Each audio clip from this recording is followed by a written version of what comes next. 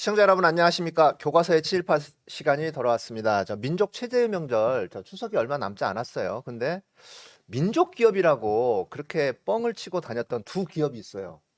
하나는 삼양이고 또 하나는 두산입니다. 오늘은 기업인 친일파 중에서 두산의 박승직 그리고 삼양의 김현수에 대해서 좀 알아보는 시간을 가질 텐데요.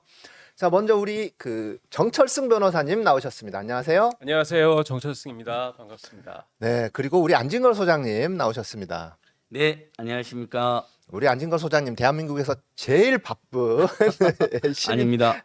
시민활동가. 예. 친일 반미족 행위자에 대한 분노로 네. 오늘 나왔습니다. 고맙습니다. 네, 감사합니다.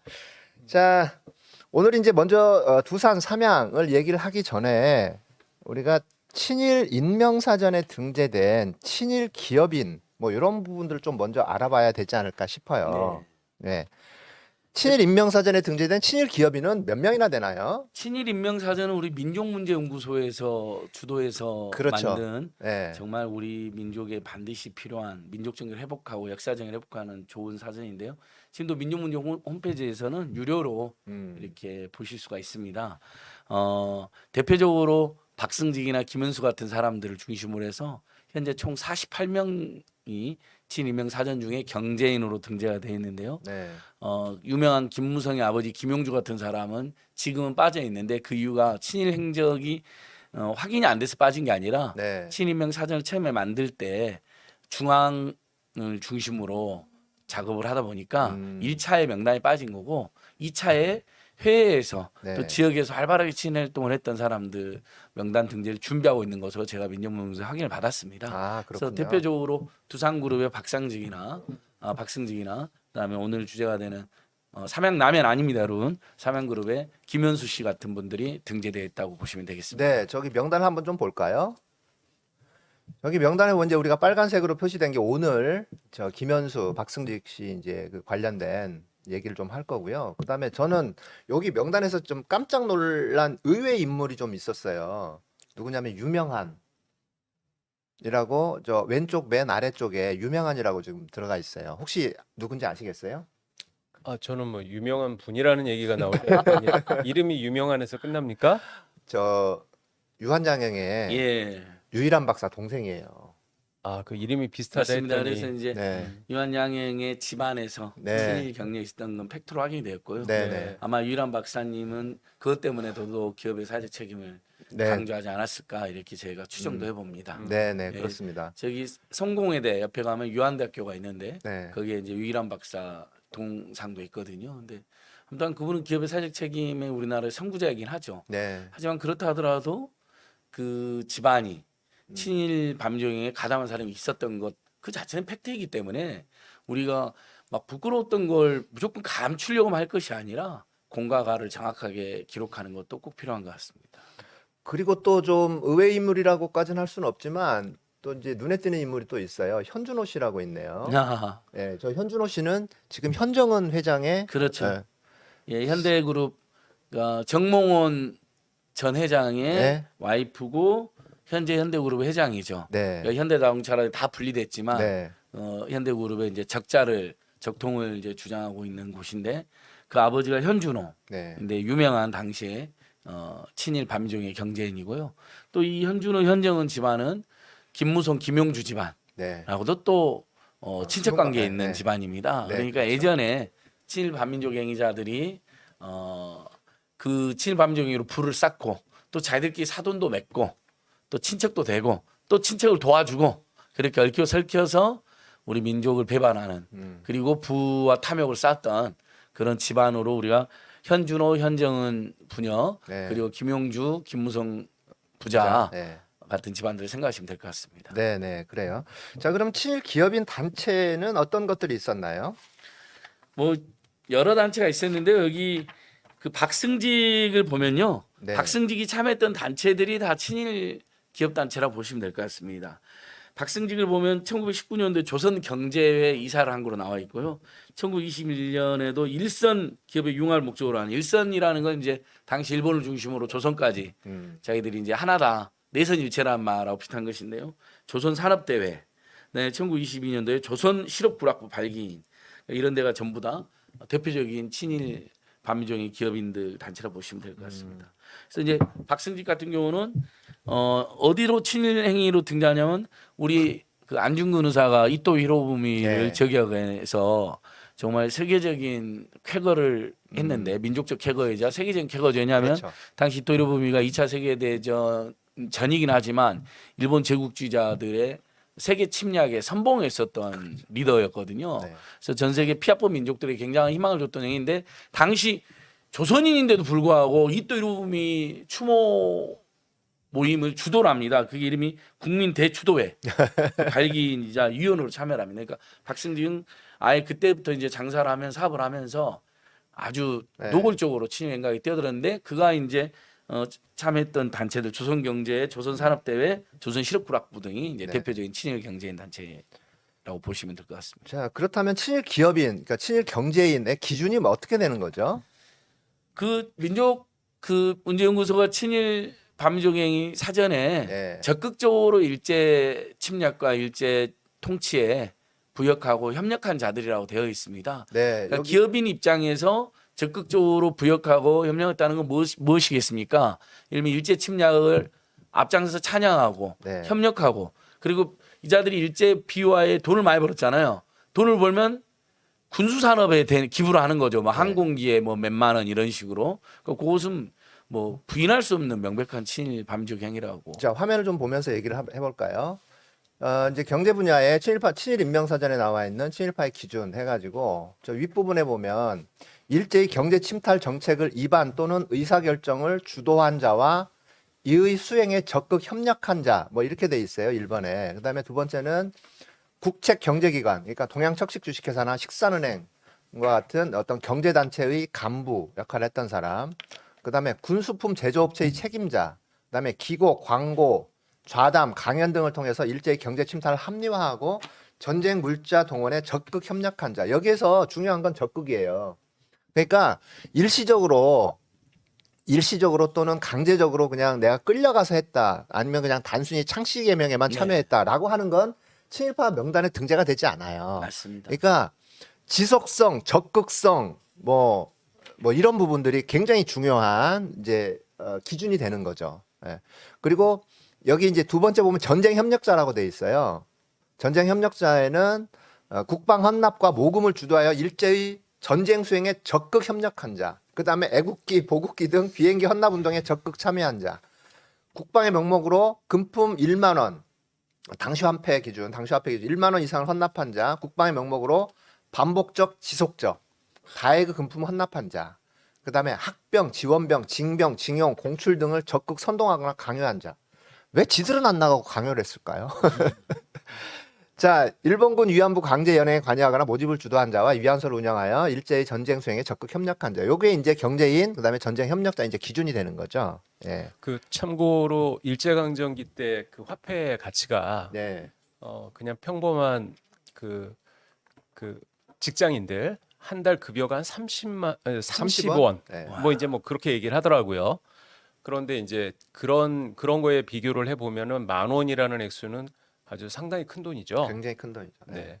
그리고 그 군대나 아니면 조선 총독부에다가 그 전쟁 그 자금 이거를 이제 헌납을 할 때 최고봉은 역시 비행기 헌납이었던 것 같아요. 네. 예. 그래서 뭐 어떤 경우에는 무슨 기관총 구입 자금 뭐 이런 것도 헌납하고 한데 네.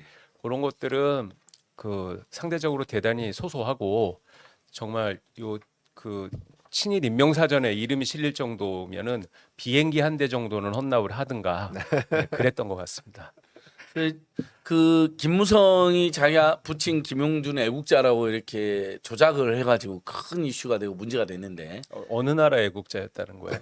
그러니까 이제 드러난 것에 의하면 본인들은 대한민국 애국자라 했는데 알고 봤더니 일본 일본의 제국자 애국자였는데 네. 방금 우리 정 변호사 말씀하신 그 비행기 헌납 비행기를 헌납하고. 헌납한 네. 경력이 확인이 되어서 네. 원조 친일파로. 네. 다만 친일 반민족행위 1차 인명사전에 주로 지역에서 활동했다는 유만으로 처음에는 이제 빠져 있는데 민족문제연구소에서 2차 때 등재할 유력하다고 확실하다라고 확인해 주셨습니다. 혹시 그 비행기가 해방 후에 우리 공군이 인수했다 뭐 그런 뜻으로 해서 애국자라는 얘기 아니에요? 일본 제국주의자들이 다 가지고 가버렸습니다. 아, 왜냐하면 가져갔습니까? 또 가미가제라는 게 이제 본인들이 전쟁 말기에는 연료도 부족하니까 정말로 비열하고 비인간적으로 가서 죽을 정도의 에너지만 넣어줬잖아요. 맞아요. 못 돌아오는 거예요. 네. 그래놓고 그것을 가미가제 신풍이라고 이렇게 추켜 세우고 정말로 반인거죄 범죄였죠. 그때 정말 본인이 원해서 간 군인도 있었겠지만 저희들 추정컨대 상당수 군인들은 어쩔 수 없이 출병하지 않았을까요? 네. 돌아올 연료가 없으니까. 연료가 없어. 네. 그러니까 그냥 미 군함에 당시에 이제 일본 제국자인 미영 귀축이라고 그랬는데 그렇죠? 미국과 영국을 귀축. 우리나라 친일파들이 당시에 미영 귀축이라는 말은 엄청 썼습니다. 미국과 영국의 그 귀신 같은 놈들을 몰아내자. 그랬는데 나중에 해방이 되니까 그냥 바로 또 친미파로 그냥 변신해가지고 일제 만세에서 미제 만세로 그렇게 해서 살아남고 지금까지 부를 축적해오고 그들이 재벌 대기업의 원조가 되었다는 게 우리 대한민국 역사에서 이제 아주 비극적인 부분인데 다만 그런 비극을 우리 대한민국이 민족 정교와 역사적 회복하고 투쟁하는 과정에서 비극을 최소화하고 있는 게 우리 대한민국의 또 긍지이고 보람이라고 네. 저는 생각하고 있습니다. 네. 맞습니다. 자, 본격적으로 이제 두산 박승직에 대해서 얘기를 좀 해봐야 될 것 같아요. 박승직은 어떤 인물이고 뭐 이 부분에 대해서 그의 생애는 어땠는지 좀 설명을 해주시겠어요? 예, 두산그룹의 창업주죠. 네. 네, 보니까 1934년도에 박승직 상점이라는 걸 만들었어요. 네. 그 전에는 보부상을 했었고요. 우리 예전에 이제 보부상 이제 현대로 보면 이동상인. 네네. 제가 그 지하철에서 물건 파는 분들을 잡상인이라고 지하철 공사에서 규정했잖아요. 사회에서. 저는 그게 너무 마음 아프더라고요. 그럼요. 어떻게든 먹고 네, 살려고 하는 분들이 맞아요. 왜 잡상인이라고 그러냐. 그래서 제가 박원순 시장이 서울시에 계실 때 잡상인의 명칭을 바꿉시다 제안을 해가지고 이동상인. 최종적으로 이동상이라는 말로 네. 바꿨습니다. 지금 가치중립적 표현으로 바뀐 거죠. 네. 그냥 이동상인인데 당시 이동상이라는 말을 만들기 전에 제가 먼저 생각했던 게 현대판 보부상이라고 하자. 아, 그렇게 했던 기억이 나요. 근데 아. 현대판 보부상도 적절한 명사이기는 어렵잖아요. 설명은 가능하지만 형용사적인 거여서 그래서 이동상이라는 가치중립 표현을 썼는데 일단 보부상으로 시작해서 1930년대에 박승직 상점이라는 거 자기 이름을 걸고 네. 요즘 자기 이름 걸고 하는 분들 많이 있잖아요. 뭐 오날머니 보쌈이니 네. 뭐 저기 한경이 생활용품이니 이런 그 원조라고 하겠습니다. 그러니까 당시에 장사에 대해서는 굉장히 촉이 밝았다 이런 평가 가능하겠습니다. 근데 아까 말씀드린 것처럼 민족의 원수, 민족의 그 가장 우리가 이제 처단해야 될 이토 히로부미 국민 추도 대회부터 주도를 하고 네. 그 다음에 조선경제 일성기업 융합 목적 조선산업대회 조선실업구락부 발기노 노골적인 친일파로 이제 등장했을 뿐만 아니라 사실 1938년 39년 이때는 제일 악독한 친일 밤정자는 뭐냐면 그 조선의 남성들은 징용이나 군대에 내몰고 조선 여성들은 위안부로 내몬 네. 자들이거든요. 뭐 이하여대 창립자인 김한란이부터 시작해서 굉장히 많은 무리를 일으키지 않았습니까? 당시에 국민정신 총동원 조선연맹 이게 이제 조선인 강제징과 위안부 모집에 앞장섰던 단체거든요. 거기에도 평의원으로 참여합니다. 그리고 나중에 조선총독 기관지인 매일신보 김현수가 매일신보에 이제 나중에 또 참여했었거든요. 아, 네. 오늘 삼양그룹의 김현수. 삼양라면 아닙니다. 다른 회사입니다, 여러분. 다시 한번. 거기 보면 드디어 조선인에게 지원병제도를 시행해. 조선이 이제 일본 제국주의 병사가 될 수 있는 거에 대해서 쌍수들어 축하라고 상공협 회장. 이때 이미 상공협 회장을 했어요. 근데 네. 이게 놀라운 게 두산이 가장 최근에 우리 상공회사 회장이 누구였죠? 지금은 최태원이고 네. 박용성. 네. 박용성 아들 한 세대 더 내려왔습니다. 박두병. 아닙니다. 제가 좀 더 찾아서 알려드릴 텐데. 제일 그러니까 유명한 사람 이름을 일제 시대에 상공인협 회장을 창업주가 했는데 최근에 상공인 회장을 최태원 전에 SK그룹의 최태원 전에 두산그룹의 박땡땡땡 했다는 겁니다. 그러니까 친일 밤종 행위자가 청산되지 않은 한국의 단면을 보여준 거죠. 아, 다만 최근에 상공인 회장을 했던 박땡땡은 그래도 경제인들 중에는 덜 탐욕스럽다. 덜 반국민스럽다라는 평가를 받았습니다. 그러니까 두산그룹이 친일 행적이 굉장히 뚜렷하고 이렇게 탐욕스러운 그룹으로 성장했는데 그래서 1991년도에 두산그룹이 페놀을 방류해가지고 어마어마한 사회적 물의를 일으켰는데 낙동강에 독극물 페놀을 방류해가지고요. 그때 전 국민이 불매운동도 했던 기억이 제가 생생합니다. 근데 그런 음습하게 성장했던 기업의 역사가 그런 비극적인 사고도 일으켰던 건데 네. 다만 많은 국민들이 그런 친일 반민족 행위 앞장 기업을 없애버려야 되는 거 아니냐 그러는데 이미 그러기에는 네. 반민특위 시절에 그런 작업들이 일어나고 그런 프랑스처럼 싹 다 청산하고 처단하고 재산을 다 몰수하고 이런 일이 있었어야 하는데 그런 작업을 못 해버린 겁니다. 그렇죠. 이제 와서는 이런 두산그룹의 재산을 다 몰수하자, 네. 두산그룹 없애자 이러기는 사실상 이제 물리적으로는 불가능해진 거죠. 이미 그냥 한국의 한 유명한 재벌대기로 자리를 잡아서 수없이 많은 임직원들이 일을 하고 있기 때문에 다만 그런 역사는 기록을 해야 되는데 두산그룹 사보에 보면 그런 역사를 기록을 하지 않고 있어요. 그럼요. 네. 그다음에 결국은 국민들이 예를 들면 두산그룹 본사 앞에 단제문 같은 거라도 만들어야 되는 거죠. 그래서 두산그룹은 뭐 한국 경제 발전에 기여한 면은 있지만 창업주부터 아주 노골적인 친일 반민족 행위에 앞장섰다는 아주 음습하고 반역사적인 반민족적인 역사가 있다. 그렇기 때문에 더더욱 기업의 사적 책임을 느껴야 실현하기 위해서 된다. 앞장서야 되고 노동 존중하고 경제민주 앞장서고 그런데 그런 짓을 안 했어요. 네. 삼성, 롯데 못지않게 두산그룹도 굉장히 노동자들에게 혹독하고 가혹하게 하기로 유명했거든요. 네. 그래서 많은 노동자들이 항의하다 죽기도 하고 음. 그래서 지금도 두산그룹이 저는 창업주의 그런 엄청난 잘못을 반성하는 차원에서라도 사회적 기업 아니 사회적 책임 실현에 앞장서야 된다 이런 춤을 당부를 하고 싶습니다. 저 화면을 좀 띄워줘 보셔요. 저기 그 보부상 사진이 있잖아요 가운데. 변호사님 저 사진 가운데 있는 저 사진 혹시 기억 안 나세요? 저거는 보부상 사진이 아니라 네. 저 고종이 승한 다음에 이제 그 사람들이 상복 같이 입었을 때 그때 복장이 아닌가 싶어요. 저 사진을 우리가 음. 교과서에서 음. 구한말의 보부상이라는 사진으로 해가지고 올라와 있던 거예요. 우리가 그래요? 배웠던 사진이에요. 그런데 일단 근데 저게 바로 창업주 박승직의 사진이었다는 거죠. 그러니까요. 두 사람이 네. 같죠. 저거를 구글 검색에서 찾아보면 음. 보부상 사진 찾으면 저게 나와요. 그러니까 이제 보부상의 대표적인 사람이라 사진, 네. 그래서 그런 모양이죠. 네네 맞습니다. 그 제가 좀 한 가지 첨언을 드리자면 예. 이 박승직이라는 사람이 우리나라의 그 대표적인 친일 기업인이 될 수 있었던 이유 중에 하나가 이 사람이 기업인 1세대이기 때문에 그래요. 그러니까 우리가 흔히 아는 그 재벌 기업인의 대표 그러니까 뭐 현대 정주영 회장, 네. 삼성의 이병철 회장 이런 분들보다 한 세대 위입니다. 네, 박승직 씨는 1865년생으로 나와 있고요. 박승직 상점을 문을 연 게 일제강점기 훨씬 전이에요. 1890년이래요. 아 그래요? 예. 그런데 이제 그러면 1925년은 뭐냐?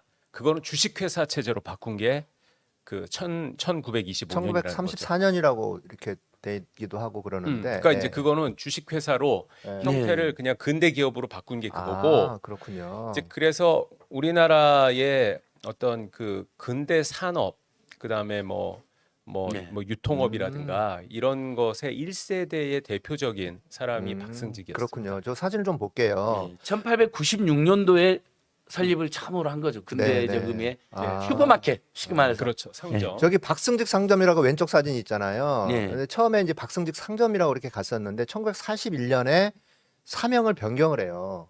미키 상사라고. 예. 본인이 이제 창시 개명한 이름이 미키 쇼코우. 미키 쇼코우여서 아예 그러니까 아예 이분은 그냥 친일 반민족 행위자가 아니라 네. 그냥 일제 신민이에요. 그냥 그렇죠. 일제 신민으로 살기로 마음을 먹었고 이름도 바꿨고 회사 이름까지 바꿔버리는. 미키로 예. 바꿨으니까 미키 상사. 설마 조선이 해방되리라고는 미영 기축에서 일본 제국자들이 패망하려는 꿈에도 못 꿨던 당시에 가장 선두에 있었던 친일 반민족의 전형입니다. 그 사람들이 그렇게 변명을 했다잖아요. 일본이 이렇게 쉽게 패망할 줄 몰랐다. 아니 그런데 미키라면 이게 나중에 미군정으로 전환돼도 그냥 뒤에 마우스만 붙여버리면 자연스럽게 또 변신할 수 있는 그래서 일이네요. 그래서 사명 변경을 일제가 패망을 하면 바로 사명을 바꿔야 되잖아요. 네. 바로 안 바꾸고 1948년도에 두산상해로 바꿔요. 그냥 미키로 그냥 그냥 가다가. 미키 상해로 계속 가는 거예요. 계속 가다가 나중에 이제 미군정이 끝나고 그때 두산상해로 이름을 바꾼 거죠. 자, 여기 잠깐 쉬어가는 페이지로 사진을 좀 볼게요. 오른쪽에 있는 박가분이라는 이 매일신보, 유명하죠. 예, 박가분. 예, 매일신보에 나온 광고예요. 혹시 저 소장님 저 광고가 어떤 광고일 것 같으세요? 저 이름은 저도 들어봤는데 네, 어떤 광고인지 갑자기 생각이 안 납니다. 두산 아까 이제 상공에서 회장했던 박승직의 계보를 이은 상공에서 이름 생각났습니다. 박용만입니다. 박용만. 박영만. 네. 얼마 전에 두산 상공에서 회장하면서 남북청산에서 따라가고 그래가지고 화제가 됐는데 그걸 잊어먹었습니다. 예, 죄송합니다. 박용만입니다. 박승직 상점에서 주로 이제 취급을 했던 게 이제 비단이랄지 여성용품이었어요. 네. 근데 저기에서 판매를 했던 게 뭐냐면 박가가 만든 화장품 분. 아 예. 예전에 우리가 동동구림이라고도 했던 네, 네, 이제 네. 박가분, 네, 박가의 분. 예, 박가들이 만든 분이다 해가지고 박가분이에요. 이게 그 박승직 상점에서 판매하는 거를 광고하는 거예요. 이게 매일신보에 나오는 광고예요. 그러니까 이제 광고도 네. 이제 일제 총독부의 기간지가 매일신보였죠. 그렇죠. 예, 그러니까 거기다가 돈 주고 광고도 하고. 네. 그러니까 그냥 이게 친일 행각이라는 게 단순히 뭐 비행기 헌납이나 뭐 이런 것도 있지만 예를 들면 저런 식으로 광고를 하면서 매일신보에다가 그냥 돈을 주는 거죠. 네. 네. 그러니까 정말 그 지금 이제 우리나라 애국자들이 예를 들면 민주화 투쟁에 참여하고 근데 이제 그렇게 이제 힘들게 번 돈을 한겨레 신문에 이제 광고하고 이제 그랬잖아요. 그렇죠. 한때. 예. 지금 뭐 우리 한겨레 신문에 대해서도 뭐 비판도 많이 하고 하긴 하지만 그때 저들의 생활이 그랬던 거죠. 그렇죠. 예, 우리의 그렇게 보면 조국이 됩니다. 일본 제국주의자고 아니 우리 조국의 선두자 사실 일본 국민들이 가장 좋아하는 사람이 이토 이등방무 이토 히로부미인 거 맞거든요. 근데 암살을 해? 감히 안중근 테러리스트 저놈들이 그래서 추도 대회를 적극적으로 주도하고 예. 한일 하나가 되자라고 기업인 모임 만들고 그리고 그들의 비화에 돈 벌었으니까 당연히 우리 총독부에 감사해야 되니까 총독부가 내는 신문에 광고 들여서 광고비 헌납하고 네. 그것도 모자라서 드디어 이제 우리가 조선인도 이제 징용이나 이안부로 나가자라고 하고 심지어 군대에도 나갈 수 있게 됐다고 쌍수들어 환영. 그러니까 아예 표현이 매일신문에 쌍수들어 환영이라고 쓴 거예요. 그러니까 네. 얼마나 우리가 이제 전범으로 치면 특 A급 전범입니다. 네. 근데 지금 저는 항상 우리가 일제 시대를 이야기하면 화가 나는 게 일본 제국자들의 그 아시아 침략, 한국 침략과 아시아 침략과 2차 세계대전의 최고 책임자는 일본 당시 일왕이었는데 그렇죠? 근데 이토리 보면 암살을 당했잖아요. 그러나 일왕은 미국의 메가다가 봐주는 바람에 일본을 쉽게 통치하기 위해서 전범 재판에서 빼줘 버리잖아요. 도조 히데키 총리만 처단을 하고 결국 천황은 일본이 말하는 천황은 봐줌으로써 일본이 전후 청산이 전혀 안 되는 그런 모순이 결과적으로, 있었다. 네. 이런 지적을 꼭 하고 싶고 그 핵심 모순에 메가더가 있었다. 일본을 다시 앞세워서 아시아를 지배하려고 하는 야욕으로 보니까 일본 사람들이 천황 말을 잘 들으니까 천황을 죽이는 것보다는 천황 앞세워서 쟤들을 지배하고 통치하겠다라는 야욕이 지금까지도 일본의 군국주의나 우경화의 근거가 되고 있다는 거 네. 정말 가슴 아픈 역사라고 그럼요. 생각합니다. 네. 화가 납니다. 그 조금 있다가 이제 삼양 얘기도 나오니까 네. 지금 요 친일 반민족 기업가 얘기를 하면서 좀 전에 우리가 정리를 하고 시작을 해야 될 게 있을 것 같아요. 2차 대전 끝난 다음에 그 뉘른베르크 전범 재판에서 드디어. 예. 그 나치 전범들이 이제 재판을 받아가지고 뭐 이렇게 사형을 당하고 이러잖아요. 그런데 거기에 기업가도 한 명 있었어요. 그래요. 예, 기업가도 있어. 그 뭐 대부분은 다 이제 정치인, 군인 뭐 이런 네. 사람들인데 이 기업가는 대표적인 그 군수 기업의 총수였습니다. 예, 그 정도는 돼야 전범으로 이제 인정을 받았던 거거든요. 근데 사실 그 기업인이라고 하는 사람들은 그 이 감독관청 그 관하고 좋은 관계를 유지할 필요가 있기 때문에 뭐 본인이 뭐 그런 마음이 없다고 하더라도 돈을 버니까 너희가 버는 돈의 일정 부분을 헌납해라. 뭐 이런 식의 압력을 직간접적으로 받을 수밖에 없거든요. 네. 그렇기 때문에 그 큰 사업을 영위하기 때문에 큰 돈을 벌고 큰 돈을 버니까 큰 돈을 헌납해라라는 그런 요구 때문에 그냥 큰 돈을 헌납했을 뿐이다. 이러면은 단지 많은 돈을 그렇게 그 일제에 헌납을 했다는 이유만으로 크게 비난받을 그런 그 친일 반역 행위로 그걸 했다고 비난하기는 좀 합리적이지 않을 수 있어요. 네. 그런데 이제 박승직이라든가 박승식 박승직이요. 박승직. 박승직. 박승직이나 아니면은 삼양 김현수 씨 이런 사람들은 그 아까 전에도 얘기했지만은 적극적으로 협력 가담했다라는 거고 여기서 이제 적극성이라고 하는 것은 이 본인이 자발적으로 나섰다는 네. 거죠. 그리고 뭐 어떤 강요나 압박에 의해서 그런 것이 아니라 뭐 본인이 뭐 더 탐욕을 부려서 그랬는지 어땠는지 모르겠지만 그렇게까지 할 필요는 없는데 본인이 직접 나서 가지고 그런 어떤 친일 반역 행위에 앞장을 섰다라는 점 때문에 친일 기업인으로 비난받는다는 거죠. 네. 맞습니다. 그러니까 우리가 이제 모든 어떤 인간 행위를 역사적 배경이나 어떤 사회적 조건을 거세하고 단선적으로 평가를 하면 평가야 쉽겠지만 그게 인간 행위의 복합성에 비춰보면 얼마나 오류가 많겠습니까? 그러니까 당시에 정말 총칼의 위협하에서 어쩔 수 없이 창씨 겸용하기도 하고 그래도 먹고 살기 위해서 돈을 벌었는데 돈 내라니까 일부 뭐 헌금도 하고 하는 분들 많았죠. 제가 그러니까 그 민중문용서 친일명 사전에도 보면 48명만 정말 적극적으로 협력하고 주도한 심지어 그냥 기업행위 하면서 눈치 보면서 어쩔 수 없이 예를 들면 군사독재 정권이 뭐 모금해라니까 좀 돈 좀 내고 한 정도면 저희도 당시에도 우리가 반독재 투쟁할 때도 봐줬잖아요. 근데 예를 들면 본인이 직접 나서서 박정희 만세, 전두환 만세, 노태우 만세하고 다니면서 이 학생들한테 이 빨갱이 놈들 때려 죽일 놈들 이러면 우리가 저것들은 그냥 매판 자본 그 독점 자본을 넘어서서 완전히 군사 독재랑 하나가 돼서 지배계급으로서 적극 작용한다 해서 더 우리가 격렬히 반대했던 것처럼 이 48명은 그랬던 자들인 겁니다. 네. 단순 협력자나 강요에 의해서 소극적으로 어쩔 수 없이 그렇게 공조했던 자들이 아니라 그 경력을 보면 나오잖아요. 아예 김현수도 총독부 기간지 이사 매일신보 이사를 지냈다 그랬잖아요. 삼양사 좀 이따 이야기했죠. 그다음에 그 박승직 같은 경우도 지가 안 해도 되는 그러니까 기업인으로서 그냥 협력만 조금의 협 좀 해줘도 되는데 그게 아니라 온갖 친일 단체를 주도하고 나중에 쌍수들을 환영한다라고 사실은 조선의 아들 딸들이 위안부로 가고 강제징용 당하고 심지어 일본 제국주의 군인이 되어가지고 죽으러 가는 거거든요. 이미 이제 30년 후반부터는 일본이 세계 곳곳에 전쟁 일으키면서 많은 이제 희생자를 낳기 시작한 때인데 그걸 막 찬양하고 선동했단 말.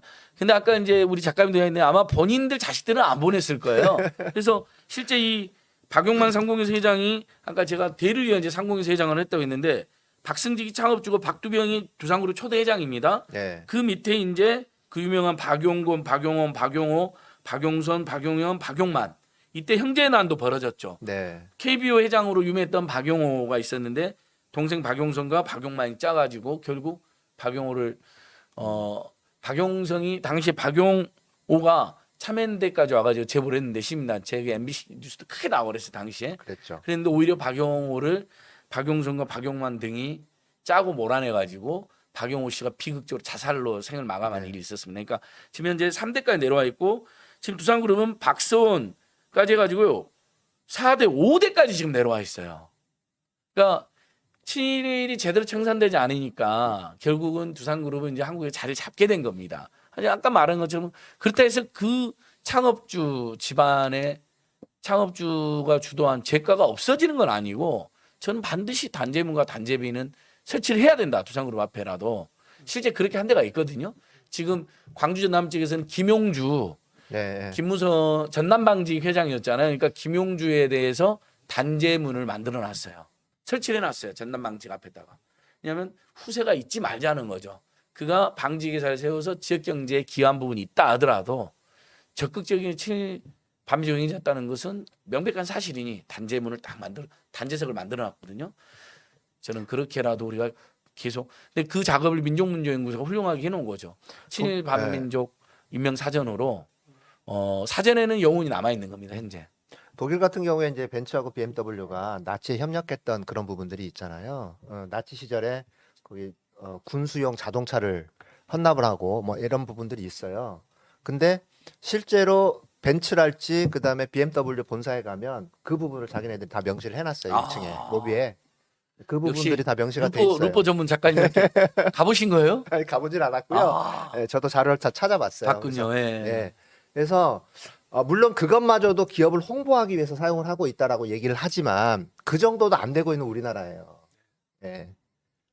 자, 이제 그런 부분에 있어서는 뭐 그 독일의 벤츠랄지 BMW랄지 이런 부분들에 대해서 우리나라 기업들이 좀 친일 기업들이 좀 본받아야 되지 않을까라는 생각도 들고요. 자료 사진을 보면 실제로 박승직이가 일제시대 때 매일신보에 실린 그 박승직의 글이 있어요. 자, 이제 왼쪽에 보면요. 상공협회장의 박승직 이름으로 올라가 있는 그러니까요. 글인 거예요. 이거는 1937년 11월 10일자 매일신보입니다. 이게 중일전쟁의 발발 원인을 중국에 돌리고 그다음에 일본을 옹호하는 글이죠. 제가 이제 빨간색 표시로 네모칸 한 게 이제 그 내용입니다. 그다음에 1938년 2월 2일자 매일신보에 쌍수들어 축하 박승직 이렇게 돼 있어요. 1938년 2월 2일 이제 이게 어떤 때냐면 조선인에게 지원병 제도를 실시한다. 이게 조선인의 의무다라는 내용의 글인 거예요, 이게. 그러니까 단순히 없는 사실을 우리가 주장을 하는 게 아니라 매일신보에 나와 있는 글을 실린 글들을 그 팩트를 갖고 저희가 얘기를 하는 거죠. 예. 한 번도 아니고 여러 번 이제 여러 번의 글을 올린 앞장서 거죠. 기고한 것 때문에 네. 이제 우리가 이제 생각하는 특 A급 친일 반민족 행위자라고 할 수 있겠습니다. 그러니까 그렇죠. 저는 참 민족문제연구소 활동이 고마운 게 저런 걸 다 계속 그 연구원들이 네. 계속 추적해서 발굴한다는 거예요. 그 예를 들면 저 박승직이나 김현수나 이런 사람들의 자녀들은 사실 다 지우고 싶을 거 아니에요. 김무성도 그랬듯이 네, 그럼요. 마치 애국자로 둔갑 심지어는 조용히 친일 반민족의 증거를 은폐하는 것도 모자라 애국자로 둔갑시켜버리는 사람 많아요. 대표적으로 이번에 걸렸죠. 누가 걸렸죠? 김무성 말고 생각나는 사람 최재형 되겠습니다. 최재형. 예. 가만히 있으면 가만히 있으면 사람도 몰랐을 텐데 우리 할아버지 증조를 전부 다 애국자다 했다 걸려버렸잖아요. 네. 적극적으로 또 친일행위에 가담한 것도. 그러니까 역사를 왜곡하면 안 돼. 그냥 자손들은 가만히 있으면 뭐라 안 합니다. 이제 사실 우리나라 연자제는 반대하잖아요. 우리가 옛날에 빨갱이 연자제 때 얼마나 많은 사람이 필요해서 민족문제연구소도 친일 반민족 행위 사전을 내면서 연자제는 명확히 반대한다라고 그 후손들이 피해를 주게 한 게 아니라고 써놨어요. 근데 후손들이 나서서 자기 조상들이 애국자였다고 둔갑을 하고 거짓말을 하고 그다음에 적극적인 친일행위였는데 뭐 마치 뭐 고문을 받아서 어쩔 수 없이 한 것처럼 거짓말 이러면 그 부분에 대해서는 지적을 할 수밖에 없다. 그냥 민족정의, 역사정의, 사회정의에 반하기 때문에 이렇게 설명을 그 정확히 하시더라고요. 후손들한테 그 친일 반민족 행위자들의 후손들한테 선대의 잘못을 공개적으로 인정을 하고 그거에 대해서 국민들 앞에 사과를 하고 자기는 그런 어떤 그 자기의 선조지만 그런 행위에 대해서는 명백히 잘못했다라고 인정하겠다. 이런 발표를 하게 만드는 제도가 필요할 거라고 생각해요. 예. 이건 뭐 모든 후손들한테 다 해당되는 게 아니라 어떤 공직이라든가 우리 공동체에 있어서 굉장히 중요한 어떤 공적인 그런 역할을 담당하는 그런 직책을 맡는 그런 사람들한테는 의무적으로 그런 게 필요하다라고 생각되는 것이 이게 팔은 안으로 굽게 마련이기 때문에 그 후손들이 그냥 가만히 있더라도 어느 순간에 자기 선조들의 얘기가 나오고 그 사람들의 그런 부끄러운 과거가 나오면 그것을 은폐하거나 또는 변명하거나 또는 심지어는 그거를 좀 정당화시키려는 태도로 나오게 돼 있거든요. 네. 그러면은 그런 사람들이 그 중요한 공직을 만약에 맡게 되면 굉장히 잘못된 의사결정을 해버린다는 거죠. 지금 우리가 그런 경우를 많이 보고 있지 않습니까? 그리고 또 친일 기업들이 자신들의 그런 과거의 어떤 잘못이나 이런 것을 네. 기록으로 남겨서 그러니까 한다라는 거. 이게 반드시 필요한 것이 이게 없으면 자신들의 과거를 정당화하기 위해서 또 이상한 방향으로 기업을 경영을 하게 되는 이런 문제가 생깁니다. 네. 그래서 그 실제 모범 사례가 하나 있었습니다. 민주당의 홍영표 의원 조부의 친일 행각을 고백하고 그랬죠. 후손으로서 사죄함으로써 네. 오히려 용기 있는 아니 할아버지 친일을 손주한테 책임 묻는 사람 누가 있습니까? 솔직히 그 뭐 예를 들면 자식이 직접 나서가지고 막 그걸 막 옹호하고 막 예를 들면 할아버지의 재산을 물려받아가지고 막 땅땅거리고 살았으면 모를까. 이제 대를 건너갈수록 그런 부분들에 대해서는 우리 국민들도 너그럽게 봐주고 용서할 건 용서할 준비가 되어 있거든요. 근데 애국자로 둔갑시키거나 아니라고 우기면 열받는 거거든 우리 국민들이. 그럼요. 근데 윤서인처럼 우리 정철 변호사님을 매일처럼 분노하게 만드는 윤서인처럼 독립운동가들이나 그 후손들을 조롱하고 친일파들은 열심히 살아서 잘 살고 있고요. 독립운동가들 그 후손들은 어영부영 살았고 지금 못 살고 있어요. 막 그게 아니라 친일파들이 친미파가 되고 군사 독재 정권에 또 협력하면서 그대로 재벌 대기업이 된 역사를 지금 두산그룹이 그대로 보여주고 있고 네. 삼양그룹이 그대로 보여주고 있고 어떻게 보면 삼성그룹도 역사도 그런데 다 맺다 했고 조선일보 동아일보 다 그런 우리 국민 그걸 다 본 건데 그다음에 거기에 저항했던 사람들 다 일제시대에 잡혀가고 미군정에서도 핍박받고 이승만 박정희 전두환 노태 이 군사독 정권에서 핍박받는 우리 국민 다 본 거잖아요. 네. 그래서 그들이 힘든 걸 뻔히 아는데 그리고 이제 조롱하는 그런 윤생 같은 이가 있는가 하면 저는 홍영표 의원 그분의 정치 행보에 대해서는 호불호가 많습니다 사람들. 근데 최소한 조부의 친일 행위에 대해서 고백하고 정식으로 사죄한 건 정말 용기 있고 방금 정철 변호사 말씀하신 우리 사회가 이제 이 친일 반미적행의 강을 건너가는 아주 현명한 방법이라고 생각합니다. 근데 사실 그게 기본이죠. 그럼요. 네. 그렇게 해서 그다음에 홍영표 그다음에 원내대표 되고 다 오히려 그걸 하니까 사람들이 신뢰할 지금 수 있는 거죠. 신뢰하고 저 사람 용기 있는 사람이다. 기본적인 양심 있는 사람이다. 우리 민족적인 사회 역사 정의에 부합하는 사람에서 그 후로 계속 당선되고 원내대표까지 하시잖아요. 네, 네. 당대표 지만 당대표 선거 때도 그런 지적이 있었어요. 친일파의 자주. 근데 그걸로 사람들이 평가하지 않아요. 거의 송영길 대표하고 비등비등하게 해서 안타깝게 떨어졌거든요. 그러니까 재평가를 받는 겁니다.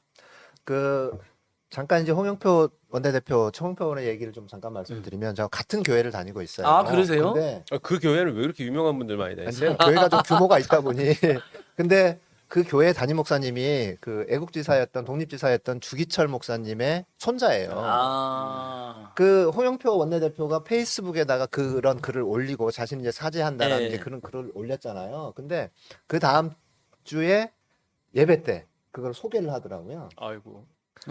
담임 목사님이 이거를 소개를 하면서 정말 위로도 해주고. 용기 있고 예.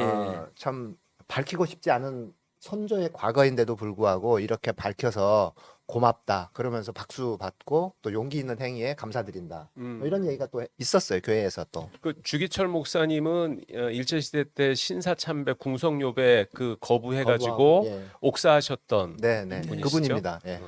그러니까 그 우리 양희삼 목사님도 오셔가지고 아마 방송하셨죠? 이야기하셨을 텐데 당시에 오히려 신사참배에 동참했던 종교인들 정말 있을 수 없는 종교적 교류 보면 있을 수 없는 거잖아요. 그럼요. 근데 그들이 지금도 다 그대로 아직도 한국 교회의 주류가 됐다는 건 너무 슬픈 일이죠. 한국 기독교는 일제 강점기 때 전부 죽었습니다. 신사참배를 그렇죠. 거부한 교단이 거의 없어요. 그러니까 원래 예수님 정신으로는 죽음으로써 부활하는 게 맞았는데 당시 그러나 네. 일제에 타협하고 동참함으로써 배교했죠, 배교. 배교를 하고 그 배교의 대가로 역시 또 친미 친독재 행위를 해가지고 대형교회가 된. 그러니까 재벌 대기업 역사랑 사실 대형교회 역사가 비슷해요. 네, 어떻게 보면요. 참 비극적인데 저는 그래도 우리가 이런 방송을 하고 친일 밤정 행위를 기록하는 사람들이 있고 우리 절대다수의 국민들이 그걸 지지하면서 민족주의 역사적인 회복되는 과정이라는 게 참 다행입니다. 그렇죠? 네, 네, 그럼요. 이 두산이나 이런 기업들이 사실 친일 기업이라는 것에 대해서 제대로 알려지지 않고 오히려 민족 기업이라고 이렇게 좀 둔갑이 돼 있었어요. 왜 그런 현상이 자꾸 있을까요?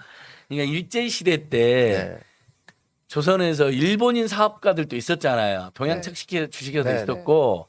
근데 그나마 그래도 한국인 기업으로 살아남았다라는 것을 민족 기업으로 둔갑시켜버린 겁니다. 조선일보, 동아일보가 적극적인 친행이 했음에도 불구하고 민족 민족주의인 것처럼 이렇게 행사하는 것처럼 그러니까 참으로 치졸한 행태인 거죠. 그러니까 일제 시대 때 박승직 상점이 그다음에 삼양그룹 같은 경우는 이름이 삼수사였거든요. 네, 처음에. 27년도에 창업했는데 삼수사로 그래요. 살아남은 것 자체는 의미도 있고 기특할 수 있습니다.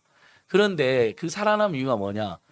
뭐 예를 들면 조선의 그 유명한 채부자라든지 이런 사람들은 다 원래 지조 있고 땅 많고 돈 많던 사람들 다 죽고 일본 제국주의에 적극 협력함으로써 불을 켜나간 거잖아요.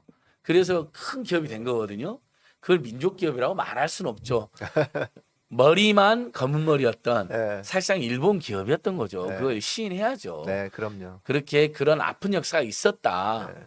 하지만 그런 꿋꿋한 그 일본 제국주의자들의 협박 속에서도 어쨌든 우리 한국 기업으로서 민족 기업으로서의 정체성을 지키기 위해서 노력은 했었으나 뭐 이렇게 해서 좌절됐고 이렇게 협력했다. 뭐 이렇게라도 이야기하면 100번을 양보해서 괜찮겠지만 아예 민족 기업으로 둔갑시킨. 저는 조선일보, 동아일보가 맨날 무슨 자기들이 일제에 저항했다라고 저항 좀 했다가 바로 깨갱하고 협력하고 심지어는 맨 천황 부부의 사진을 싣고 일본 조선일보 그 유명한 네, 일장기를 네. 싣고 이랬던 자들이 어떻게 감히 반일 민족주의였다고 주장할 수 있습니까? 말도 안 되는 거죠. 똑같은 거죠. 그거랑 똑같은 거예요. 그 안 소장님이 아주 정확하게 그 개념을 말씀해 주셨는데 그 민족이라는 말이 붙으려면 그 일제 강점기 때 적어도 이 민족의 자주성, 자주 독립을 위해서 노력했거나 아니면 하다못해 정체성이라도 지키기 위한 노력을 했어야지 민족자를 붙일 수 있어요. 뭐 가령 그 단재 신채호 선생이나 아니면은 박은식 선생이나 이런 분들은 민족 사학자라고 하지 않습니까? 그 우리 민족의 정체성을 지키는 역사학을 그 엄혹한 시대에 끝까지 하셨거든요. 그런 노력, 그런 걸 했어야 민족을 붙일 수 있는 건데 단지 일본 자본이 아니라 일본 기업이 아니라 우리 한국 기업일 뿐이다. 그러니까 그때는 이제 한국도 아니고 조선이었죠. 그런 의미로 뭐 민족자를 함부로 붙인다라는 것은 이건 언어 도단이고 말하자면은 과거를 세탁하려는 의도라고 볼 수밖에 없죠. 네, 네, 네, 맞습니다. 맞습니다. 자, 다음 뭐 삼양 김현수에 대해서 좀 알아볼까요? 예. 예, 지금 우리가 얘기하는 김현수는 이 삼양은 삼양식품, 삼양라면은 삼양하고는 다릅니다. 예. 다른 기업이에요. 예, 여러분 예. 꼭 기억해 주시는 게 삼양라면이 옛날에도 어떤 라면 그 언론 보도의 잘못으로 네. 과도한 잘못으로 파동이 있어가지고 엄청난 타격을 입었잖아요. 피해를 많이 파동이라고 봤죠. 그러죠. 우리가 예, 보면. 그래서 그게 지금 한국 언론 역사상 흑역사 중에 하나인데 그래서 제가 지금 언론사들의 가짜 뉴스의 징벌 손해배상도 도입하자고 주장을 하는 거거든요. 보도 하나 잘못해가지고 망한 기업이나 개인이 많잖아요. 그럼요. 뭐 조국 전 장관 네. 가족들도 그렇고요. 그래서 거기는 명확히 다른 그냥 삼양그룹입니다. 삼양그룹. 삼양라면은 삼양식품의 사고예요. 그렇죠? 네. 여기는 삼양그룹이고 지금도 그럼 삼양그룹 뭐 하는 데냐? 우리나라에서 플라스틱, 화학 이런 분야에서 굉장히 많은 일을 하고 있습니다. 근데 뭐 삼성이나 현대나 두산이나 이제 우리나라 5대 이제 재벌이 보통 이제 삼성, 현대, SK, LG 롯데.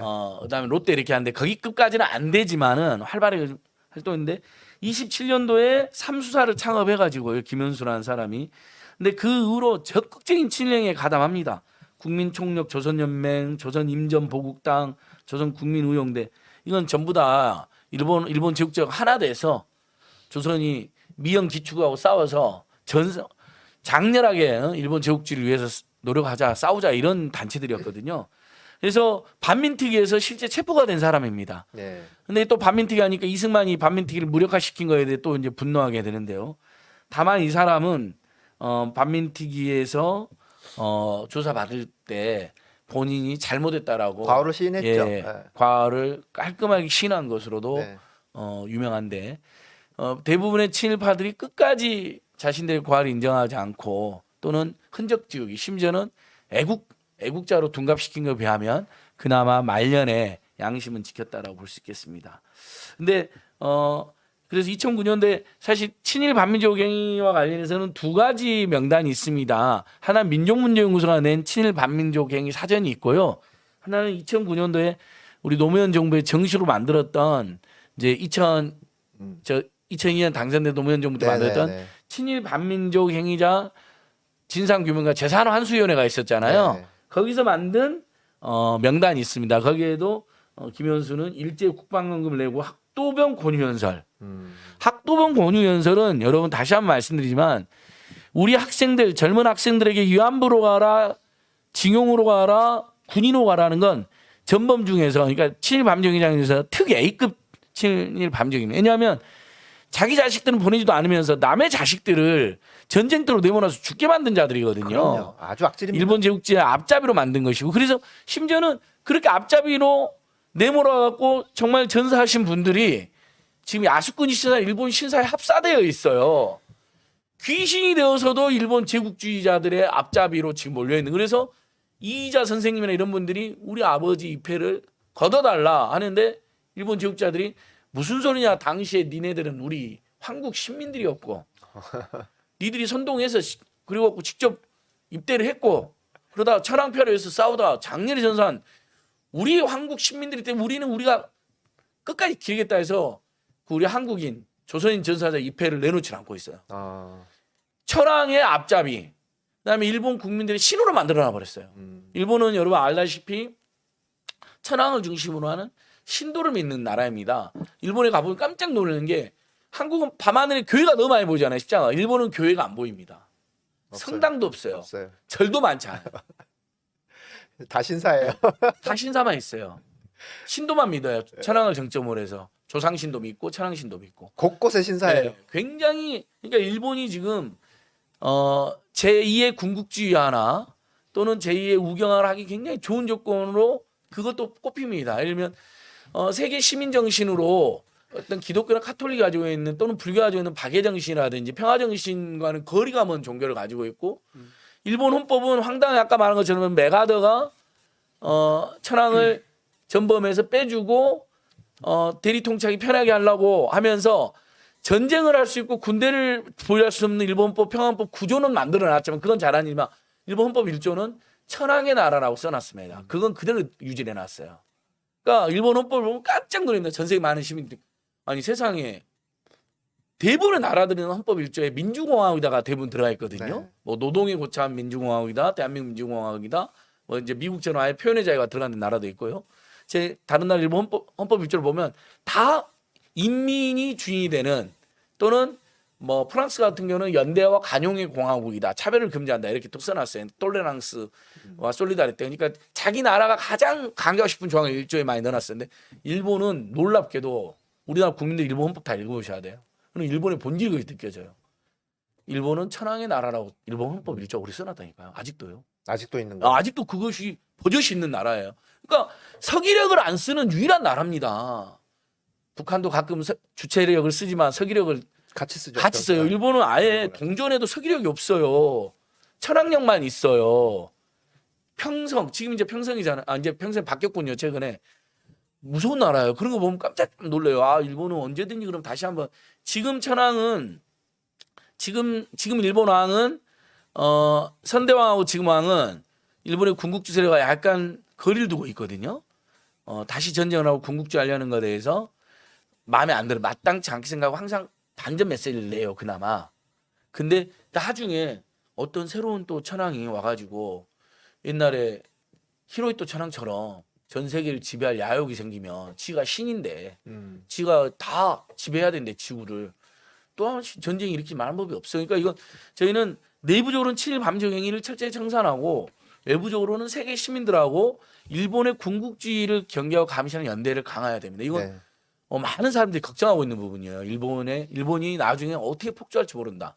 심지어 일본 열도가 서서히 가라앉는 것 문제와 관련해서 일본이 무모한 결정을 할 수도 있다. 이 부분은 굉장히 남한하고 북한이 싸울 일이 지금 아니에요. 네. 빨리 남북이 하나 돼서 중국과 미국 사이에서 우리 갈 길을 찾고 중국과 미중 분쟁에 휘말리는 게 아니라 우리의 줏대를 가지고 살 길 찾고 일본을 감시 견제해야 되는 거죠. 그러니까 이제 안 소장님이 굉장히 중요한 말씀을 하셔서 네, 예. 좀 오늘 막 좀 이야기가 커집니다. 네. 예.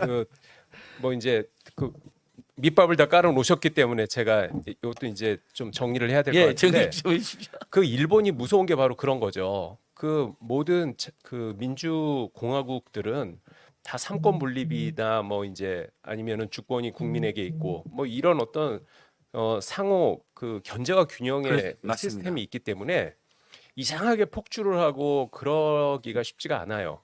근데 일본이라는 국가는 이 천황을 최고 정점으로 해가지고 갑자기 우경화돼 버리고 그 정점에 있는 천황이 의사결정을 내려버린다든가 아니면 천황을 명분으로 누가 그냥 돌격 앞으로 해버리면은 국가가 전체로 그냥 폭주를 해버릴 수 있는 위험성이 있는 국가거든요. 그래서 늘 우리가 일본에 대해서 과거 일제 강점기에 그 우리 조선 한국을 침략한 잘못을 인정하고 재발 방지를 약속해라라고 늘 요구하는 겁니다. 아, 네. 그런데 일본은 그거를 하질 않았어요. 하지 예. 않고 뭐 이상한 뭐 통석의 여민이 뭐 이런 통서 개념. 요상한 말도 안 말만 돼. 하고 네. 그랬는데 그러면서 이제 일본의 그 구구들은 그 또 정치인들 우파 정치인들은 그런 얘기하죠. 아니 우리가 도대체 몇 번을 사과를 해야 되느냐.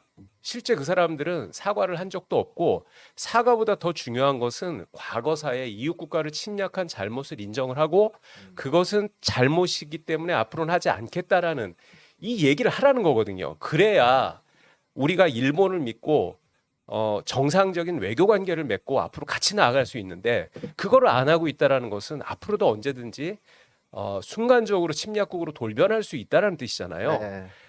그래서 자꾸 요구하는 건데 심지어 우리나라에서도 이제 일본에다가 사과하라는 말 좀 그만해라.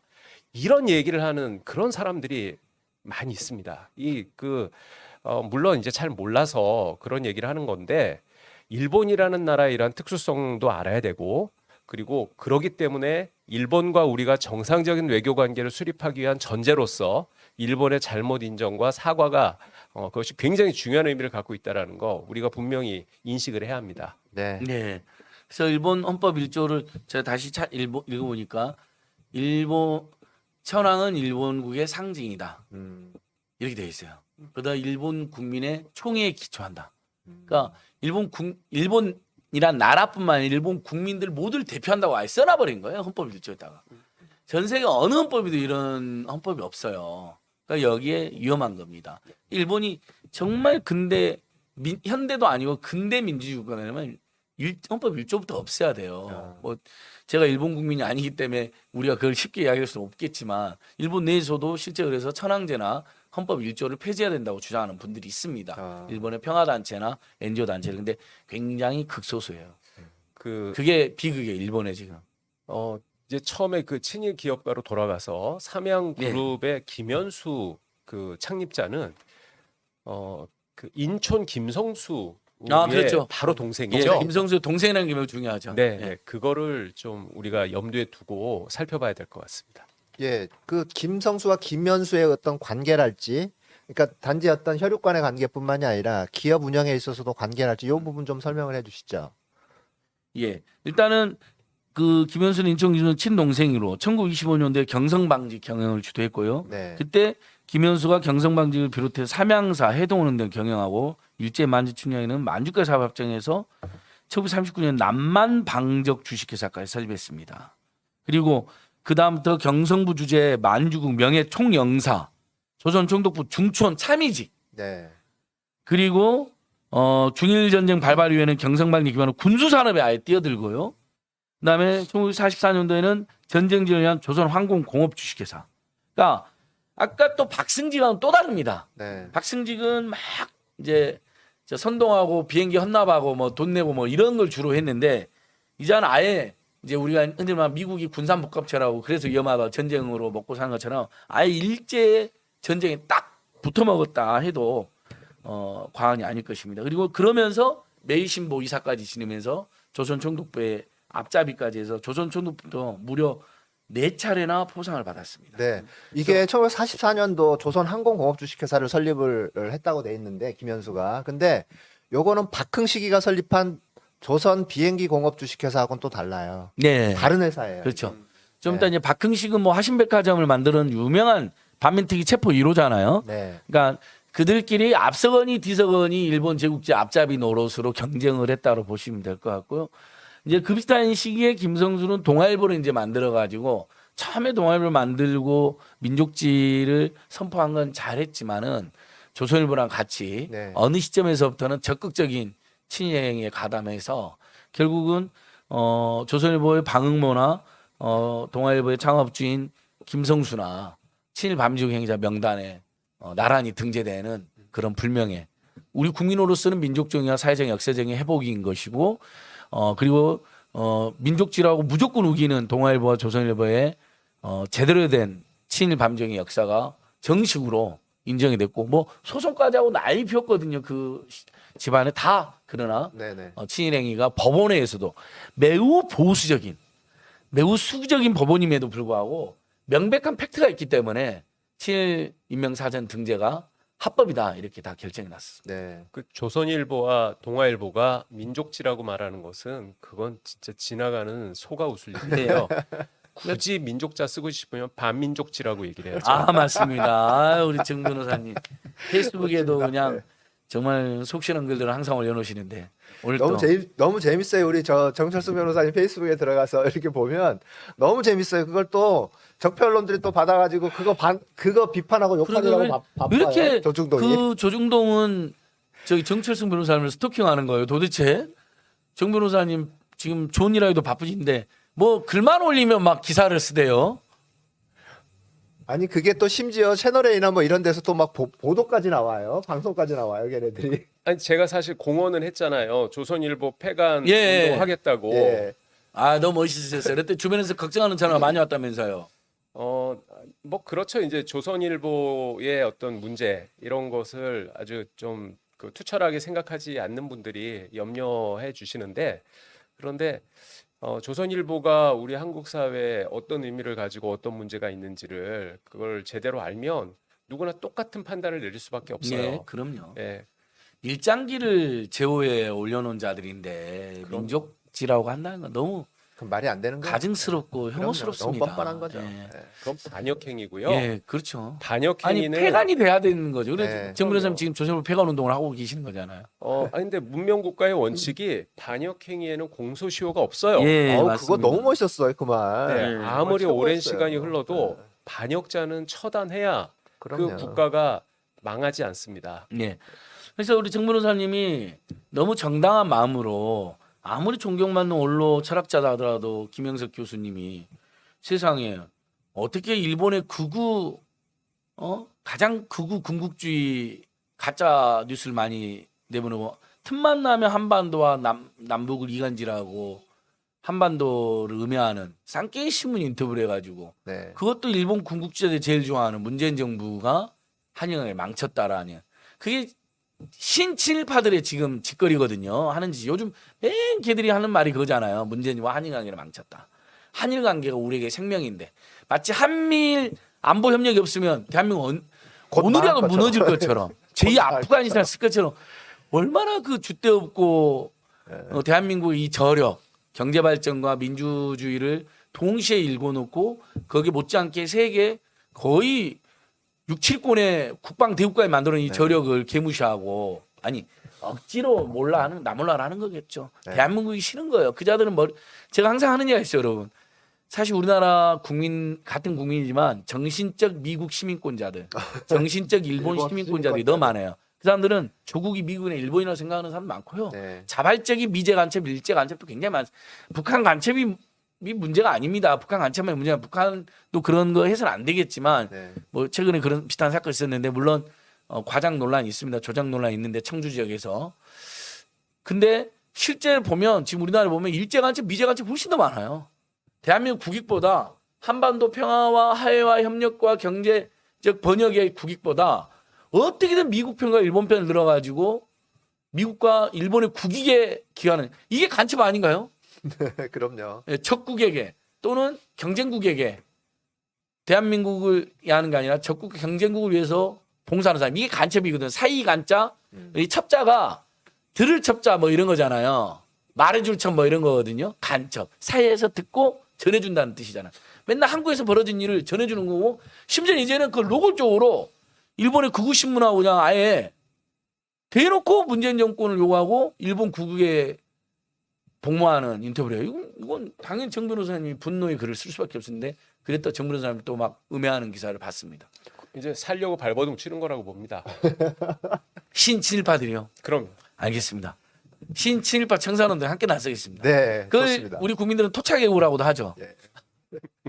자, 다시 돌아가서 김현수로 돌아갈게요. 김현수가 한국 최초의 기업형 농장을 만들었다는 게 있어요. 이게 좀 자료 화면 좀 보면요. 장성농장이라고 저게 한국 최초의 기업형 농장이었다는 거죠. 네. 예, 저 농장에서 이제 시작이 됐고요. 그래서 이제 저기에서 시작해가지고 그 식품이랄지 이런, 그러니까 삼양식품 말하는 게 아니고 설탕이랄지 이런 것들을 이제 만들었던 그게 이제 그 원료, 그러니까 그 원조가 됐다는 거죠.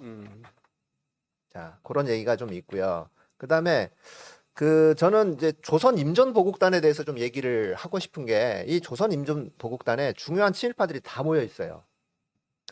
이제 친일 단체 중에서. 네. 근데 이 중에서 한 명이 지금 김현수 같은 경우에도 여기 상무로 지금 들어가 있고요. 이 조직도에 보면 조선 임전 보국단. 네. 왼쪽에 원래 빨간색 상무가 중요한 거 아시죠? 그러니까 이사. 예, 상무나 이사가 원래 지배구조의 핵심입니다. 어디나. 그럼요. 예. 지금도 그렇잖아요. 그래서 여기에 김현수와 박흥식이 들어가 있어요. 김성수도 있네요. 예. 네. 그다음에 여기 조선 임전 보국단에 김성수도 있으면 김성수, 김현수는 형제가 그렇죠. 악질형제네, 악질형제. 저도 예전에 명단 봤는데 깜빡했거든요. 네. 그러니까 우리가 이게 그래서 기록이 중요해요.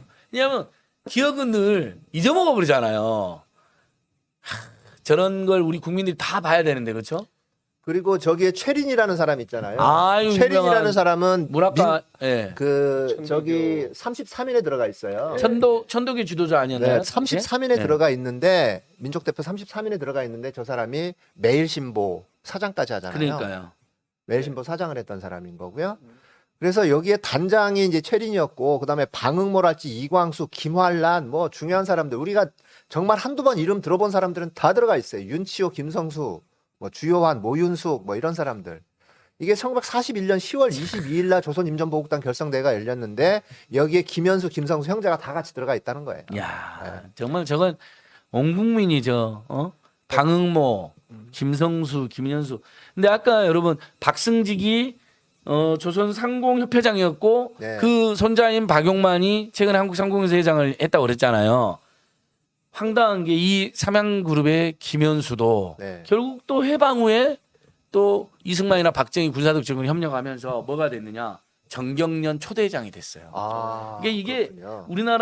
우리나라 재벌 대기업들이 주로 일제 시대 반민족 행위로 성장하고 바로 미군정하고 이승만 군사독재종 이승만 박정희 독재권에 부역하면서 민중의 편이나 민족의 편이 아니라 그래서 오히려 사실상 적산인데 몰수당해서 인민에게 나눠져야 될 재산인데 전혀 그런 거 당한 게 아니고 오히려 더 떵떵거리고 주요 경제 보직을 맡게 되는. 그래서 깜짝 놀란 거죠. 그러니까 정경련은 역사부터가 그 박근혜 최순실 국정농단에서도 얼마나 나쁜 짓 많이 하고 심지어는 그렇죠. 극우단체에 돈을 내가지고 네. 그 온갖 정치 공장에도 앞장선 단체였잖아요. 근데 출발부터가 친일파의 거두인 김현수가 회장이었다는 게 우리나라 재벌 대기업의 성격을 이해하는데 굉장히 중요한 상징성을 가진다. 알겠습니다. 자, 근데 이제 과거에도 현재에도 여전한 친일파 그룹이 삼양그룹이에요. 삼양그룹. 요 자료를 좀 볼게요. 지금 여기는 삼양식품이 아닙니다. 그렇죠. 이건 삼양식품이 절대 아니고 삼양식품 삼양라면이 아닙니다, 삼양라면이 여러분. 아니에요. 예. 지금 미쓰비시하고 손을 잡고 있는 삼양그룹의 계열사가 4개의 계열사가 있어요. 삼양화성, 삼양화인 테크놀로지, 그다음에 삼양이노캠, 삼남 석유화학이라는 석유화학이라는 이 4가지의 미쓰비시하고 손잡고 있는 계열사가 있습니다. 근데 이 계열사 중에서요. 자, 여기 이제 중간쯤 보시면 지분 구조가 삼양홀딩스가 절반, 그다음에 미쓰비시 화학이 25%, 미쓰비시 엔지니어링 플라스틱이 25%, 나머지 절반 이제 미쓰비시. 그러니까 이 지분 구조가요. 저기 미쓰비시하고 손잡고 있는 이 4개 회사들의 절반은 삼양 거고 절반은 미쓰비시 거예요. 그래서 이 지분율에 따라서 배당금을 이제 지급을 하는데 2000년부터 2019년까지 20년 동안 자, 삼양이 그 배당한 총 금액이 612억 원인데 이 지분율에 따라서 절반이 306억 이 미쓰비시 측으로 유출이 된 거예요. 그러니까 우리가 삼양그룹의 물건을 사주면 미쓰비시 그룹은 일본의 대표적인 그룹 아닙니까? 그렇죠. 그다음에 예. 이번에 우리 강제징용에도 피해 있어서 상대 기업이기도 할 겁니다. 전범 기업 예. 중에 A급 전범 그러니까요. 기업이 바로 미쓰비시 아닙니까? 그러니까 그러면 삼양그룹 물건을 사주면 돈이 저리 가버리는 거예요. 우리가 그렇죠. 예. 롯데에 대한 불매운동, 롯데가 온갖 노동자 탄압하고 중소기업들 막 갑질할 때 롯데 불매운동 할 때도 롯데그룹의 지분 구조가 일본 롯데가 지주사로 되어 있으니까 예. 그래서 불매운동이 원인이 된 것처럼 삼양그룹은 정말 심각하네요. 네, 아주 우리가 심- 사주면 살수록 네. 일본에 원래 그래서 저는 옛날에 시우도 안 갔어요. 시우가 전에 보강그룹 패밀리마트였잖아요. 예, 예. 일본 패밀리마트에 패밀리마트. 로얄티를 3%가 지불했었죠. 냈었어요. 네. 그래서 안 갔어요. 당시에. 그러니까 로얄티 가격으로 전체 매출 3% 무조건 내야 되는 거예요. 근데 다행히 보강그룹이 저는 그건 잘했다고 봅니다. 물론 네. 그 중앙일보 그룹이고 거기도 계열사고 홍석현의 형 홍석조가 회장이고 그들이 다 이제 결국 다 친일파 집안이긴 하지만 그래도 패밀리마트를 떼고 CU로 바꿨을 때 로얄티를 청산해 버렸어요. 네. 그러니까 이제 일본어는 돈을 안 가요. 네. 어쨌든 우리가 편의점 갈 때 괜히 우리가 갔는데 일본어 돈 간다 그러면 기분 안 좋잖아요. 근데 이제 CU 가면 이제 그건 이제 그 문제는 해결이 되는데 네. 삼양그룹은 오늘 진짜 중요한 정보네요. 저도 계속 공부하면서 저것까지는 몰랐거든요. 삼양라면이 아니다라는 것만 계속 알고. 그래서 요거는 이 부분은요. 사실 우리나라 이제 우리가 소비자들이 직접 사용하는 소비재는 네. 확인을 못했어요. 거기까지는 확인을 못했는데 이건 지금 보면 소재나 부품이나 아니면 그러니까 이게 이걸 이 PT병 예를 들면 뭐 삼양그룹 그런- 제품으로 많이 만들어요. 네. 근데 이게 이들이 제품을 내고 실제는 이제는 우리는 예를 들면 삼다수 이런 걸로 먹으니까 네네. 직접 불매가 쉽지는 않은 거죠. 네. 그래서 요 부분은 우리가 과거에 친일 행각을 했던 거 지금 뭐 용서를 하느냐 마느냐 그런 차원이 아니라 지금은 이제 어떻게 응징을 하느냐. 근데 사회적 응징, 그러니까 법적인 처벌은 못 한다고 하더라도 우리가 사회적 응징만큼은 해야 되는 거 아니냐라는 건데 현재의 친일파들에 대해서는 우리가 이 가만두면 안 되겠다라는 생각이 드는 거예요. 아직까지도 이런 그 미쓰비시 전범 기업하고 손을 잡고서 이걸 운영을 하고 있다. 이건 말이 안 된다고 보는 거죠. 그래서 지금 제가 삼양그룹 홈페이지 여러분 들어왔습니다. 삼양그룹의 지주사가 삼양홀딩스예요. 예. 자, 일상 속 삶의 근본이 되는 삼양의 화학섭을 소개합니다. 갈색 설탕, 밀가루 이런 거. 그다음에 보이지 않는 기술 고객의 건강을 지금 삼양의 의약 바이오, 네. 제넥쇼 지금 제 홈페이지에 있는 그대로 읽어드립니다. 다양한 패킹 솔루션을 제공하는 패키징 함께하는 삼양. 그러니까 주로 우리가 일반 소비재도 일부 있는데 안 알려져 있네요, 그렇죠? 예. 플라스틱 많이 만든다고 되어 있고요. 바이오에도 뛰어들었고요. 그러니까 규모가 꽤 큽니다. 식품, 화학, 의약, 사료, 섬유 주로 이 분야에 있어요. 예. 근데 이건 이렇게 해야 될 것 같아요. 제가 저번에 일본이 경제 보복했을 때 제가 아베규탄 범국민행동 만들고 일본 불매운동 했잖아요. 네. 그때 일본이 우리나라에 지출했는 뭐 유니클로라든지 이런 게 이제 표적이 됐어요. 그래서 성공했어요. 실제로 굉장히 일본 맥주. 근데 여전히 일본 기업들과 협력해서 일본에 많은 로얄티를 주고 있는 기업 명단까지는 확인이 안 됐거든요. 이 부분을 민족문제연구소나 아베규탄 시민행동이랑 저희들이 협의를 해서 그 명단을 리스트를 만들어야겠네요. 네. 근데 이제 어떤 기업이 잘못 올라왔고 피해를 주면 안 되기 때문에 이건 꼼꼼한 팩트 체크를 해서 저희가 이런 작업을 해야 된다고 네. 제안을 해보겠습니다. 네네, 아주 중요한 작업이 될 것 같아요. 예. 자, 또 잠깐 좀 과거에 친일 행각을 좀 볼게요. 자료 화면을 좀 띄워주시면요. 김현수 씨, 자, 연맹에 3,000원 기부했다는 야. 기사가 동아일보 기사에 나왔어요. 1938년 11월 27일. 예. 그러니까 딱 이건 쌍으로네, 그렇죠? 동아일보의 친일행위와 동아일보와 김성수의 친일행위와 친일행위와 친동생이 김현수의 친일행위가 매치되어 있는 아주 의미 있는 사료네요, 그렇죠? 예. 이런 기사가 있어요. 그러니까 뭐 동아일보가 자기 민족 언론이라고 얘기를 하는 거 개똥 같은 소리 하지 말라고 하고 싶은 거죠. 자, 1948년도에 이제 반민특위에 체포가 되죠, 김현수가. 예. 예, 미군정 시절이 이제 끝나고 이제 체포가 되는데 김현수가 체포되는 그 사진이 있어요. 저기 앞부분이 저 자료 한번 보면 앞에 제가 빨간색으로 표시해 놓은 게 이제 김현수고요. 그 뒤에 끌려가는 사람 혹시 누군지 아세요? 박흥식인가요 혹시? 아니, 박흥식이 아니고요. 최린입니다. 아 최린. 네. 네. 그리고 이제 반민특위 이제 재판 현장인 거죠. 반민특위 이제 재판을 받는 오른쪽 사진인 거고요. 이게 근데 이런 것들에 대한 보도를요 어디서 했냐면 조선동화에서 했어요. 아 자기들이 이제 또 네. 친일파가 아닌 것처럼 세상이 이게 바뀌었으니까. 되게 웃기는 거예요. 이런 보도를 한다는 것 자체가. 한국 전쟁 때 김일성도 찬양한 것처럼 그렇죠. 뭐 이렇게 예. 바로바로 돌변해가지고 예. 참으로 가증스러운 집단입니다. 네. 근데 저 반민특위만 성공했어도 우리나라 친일 청산 한 50%는 성공한 건데요. 그럼요. 저걸 이승만이 습격해가지고 친일 경찰들 앞세워서 그래서 지금 경찰도 반성 많이 해야 됩니다. 왜냐하면 우리나라 역사적인 민족정기의 기초인 반민특위를 경찰이 습격한 거거든요. 이승만의 개가 되어서. 네. 그러면서 완전히 대한민국 역사가 저기서부터 사실상 꼬이기 시작했는데 하지만 그러면 꼭 극우단체나 국민의힘에서 그러잖아요. 대한민국 출범을 부정하는 자들이라 저 무슨 소리입니까? 대한민국의 임시정부에서부터 이렇게 의병의 나라, 촛불의 나라로 대한민국 출범해 온 것을 저는 너무 긍정하고 사랑하고 다만 일제를 일본 반민족이냐를 당시에 청산했어야 되는데 그런 왜곡을 가했다. 네. 이승만이 그걸 있는 그대로 지정하는 것뿐인데 그럼 꼭 대한민국 출범을 부정한대요. 그리고 그 자들은 무조건 1948년 단독 정부를 대한민국 수립을 하는데 우리는 그렇게 안 보거든요. 우리 국민들 대다수는 우리 헌법에도 임시정부로 되어 있잖아요. 임시정부에 법통이 계승하는데 무슨 그때부터 대한민국이지. 제국에서 민국으로. 네. 저는 1919년도에 당시에 그 헌법 기초가 되는 임시정부 헌장 같은 거 보면 깜짝 놀랍니다. 이미 지금 대한민국 헌법의 기초가 거기 다 써져 있어요. 아주 뛰어난 문서입니다.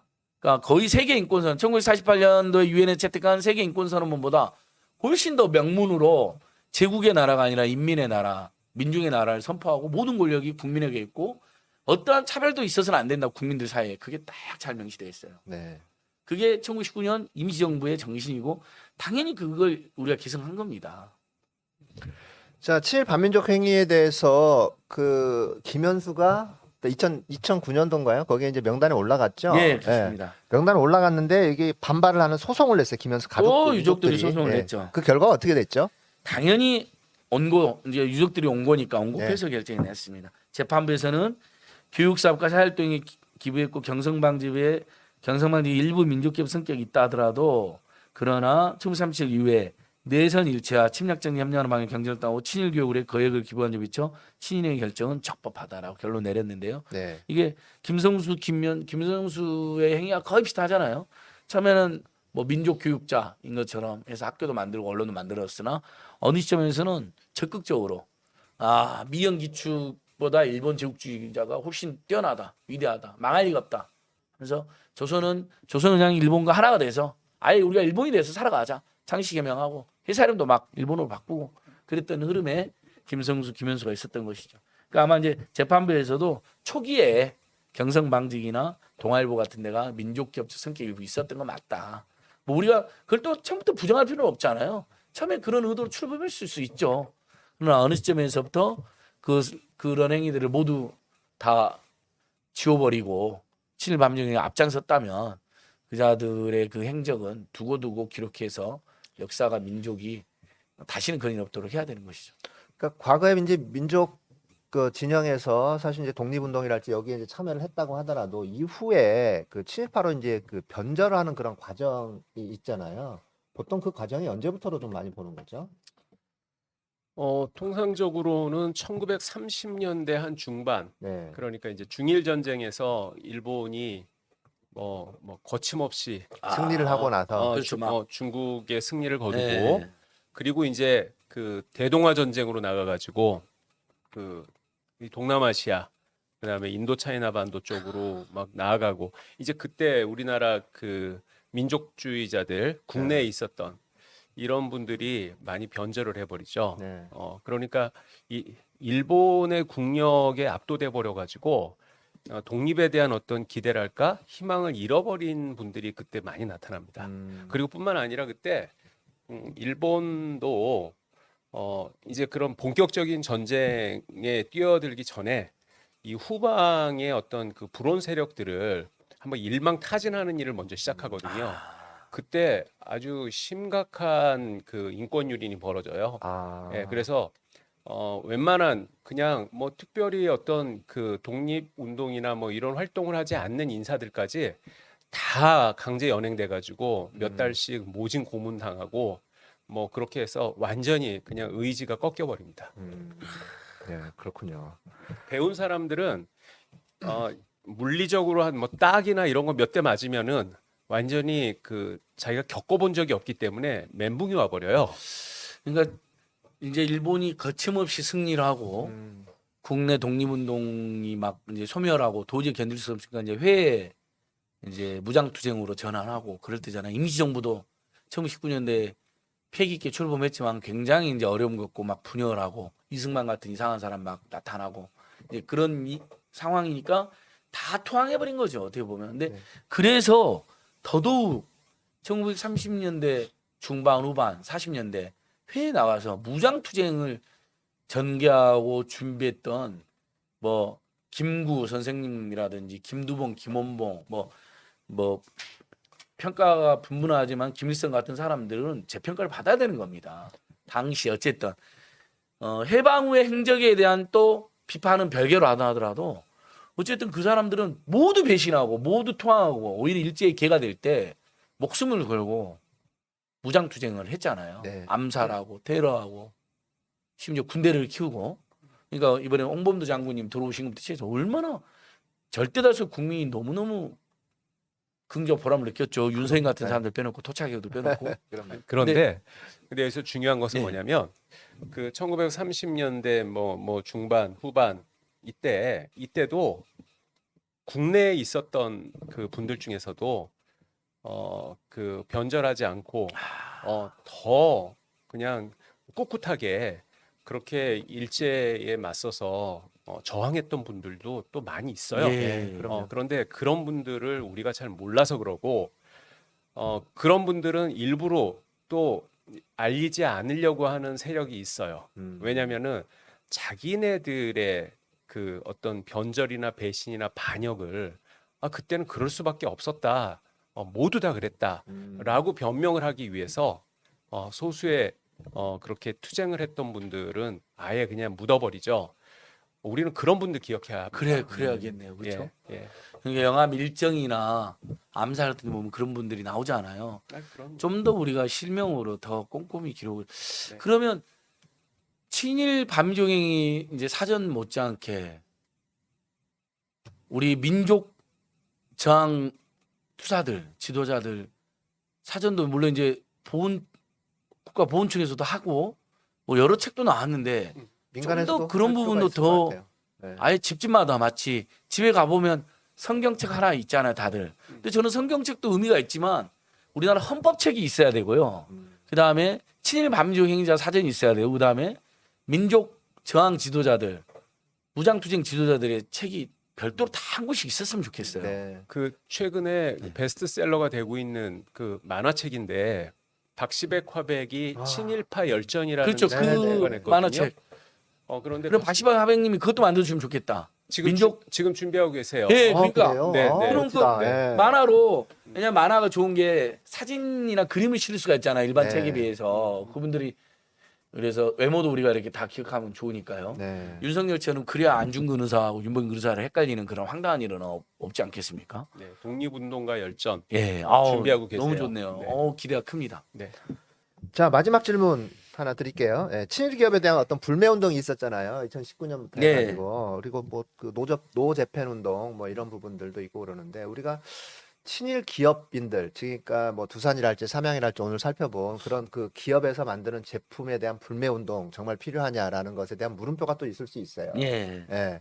아니 그래서 우리가 이제 저도 지금 저는 카톡 프로필이 안 가요. 네. 일본 안 사요. 일본 제품 안 봐요. 조선일보 안 찍어요. 자유한국당. 그다음 1919년도에는 비록 패배했다 하더라도 2019년은 치지 않겠다 이걸로 되어 있는데 우리가 더 광범위하게 싸워야죠. 근데 다만 친일 기업이었다는 이유만으로 지금 모두 다 불매운동하기에는 현실적으로 물리적으로 왜냐하면 시장 구조라든지 거기서 일하고 있는 임직원들이나 여러 가지 생각했을 때 그리고 너무 전설 넓히는 것도 바람직하지는 않. 그러니까 바람직하다 하더라도 물리적으로 쉽지 않을 수 있다고 생각합니다. 그러니까 오히려 좁혀서 일본 유니클로에게 타격을 주고 일본 맥주에서 타격을 우리가 국민들이 효과적으로 준 것처럼 그러니까 성공한 면도 있거든요. 막 불메리스트가 막 수백 개고 수천 개면 헷갈려 버리잖아요. 그러니까 유니클로 그다음에 뭐 일본 맥주도 이러니까 오히려 집중해서 그자들에게 타격을 주고 우리 국민들의 저력을 보여준 거거든요. 일본만 오히려 손해를 보는. 그러니까 저는 친일 기업도 이제 우리가 친일 기업 리스트는 이렇게 친일 반민족 리스트를 만들어서 국민들이 기억을 하더라도 지금에 있어서는 여전히 일본과 예를 들면 전범 기업들과 협력하고 있고 전범 기업들에게 로열티를 보내주고 있고 우리가 물건을 사면 일본이 직접적 이익이 되는 데는 확실히 여전히 불매가 필요하고 문제 제기가 필요하다라고 네. 보고 있는데 우리나라 이제 친일 기업 불면하면 웬만한 기업들이 다 들어가 버려요. 그래서 그걸 국민들께 그걸 다 불매하자고는 좀 무리는 있을 텐데 다만 꼼꼼히 그럼에도 불구하고 어떤 예민하신 분들이나 섬세한 분들이 딱 리스트 해놓고 나는 안 가겠다. 대체 상품 이런 게 있다. 이런 노력은 굉장히 의미가 있다고 볼 수 있겠습니다. 네, 그러네요. 자, 뭐 끝으로 우리 정철수 변호사님 한 말씀 해주시죠. 네. 그 기업가들에 대해서는 그냥 일반적으로 지금까지 했었던 어떤 정치, 사회, 뭐 종교, 문화 그쪽 분야의 그 인사들하고는 약간 다른 특성은 있을 것 같습니다. 예. 근데 그런 것을 감안하더라도 너무 본인이 적극적으로 또 악질적으로 그렇게 이제 친일 행각을 한 몇 사람들 그런 사람들은 절대로 우리가 뭐 잊어서는 안 될 것이고 그리고 문제는 이 기업인들의 경우에는 기업이라는 그러한 그 조직을 통해서 계속 내려온다는 거죠. 그래서 이 박승직의 그 두산그룹이나 아니면은 김현수의 삼양그룹 지금 현존하고 오히려 과거보다도 훨씬 더 우리 사회에서 큰 영향력을 가지고 있지 않습니까? 네. 그렇기 때문에 이 친일 기업가와 친일 기업은 지금 현재 진행형인 우리의 그 미완의 숙제인 것이고 당장 해야 될 것은 이 기업들이 우리 국가 사회 앞에 과거 창립자들의 그런 어떤 친일 반역 행각 이러한 것들을 다 오픈하고 그리고 거기에 대해서 잘못을 인정하는 그러한 조치들이 반드시 마련되어야 된다라고 생각합니다. 네, 그래요. 자, 오늘 두산과 삼양의 어떤 친일 행각이랄지 이런 부분들에 대해서 좀 알아봤습니다. 오늘 방송은 여기서 마치도록 하겠습니다. 예, 고맙습니다. 네, 고맙습니다. 감사합니다.